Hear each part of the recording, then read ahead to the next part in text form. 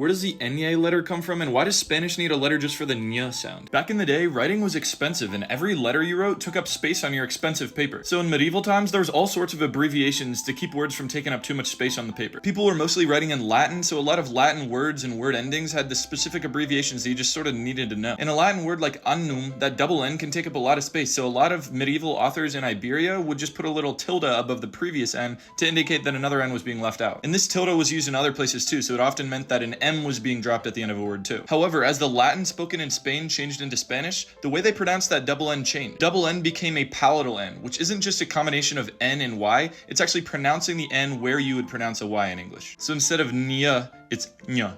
If that's confusing, you're not alone, because a lot of English speakers can find it hard not to first hear an N and then a Y. So now this abbreviation was no longer an abbreviation, and it was just a way to write one specific sound. A similar thing happened in Portuguese, where abbreviating a vowel plus N with just like a tilde over the vowel ended up just representing a nasal vowel, which is just one sound. In fact, a lot of diacritics started out like this because paper is expensive, and the Latin alphabet isn't always perfect for different or changing languages.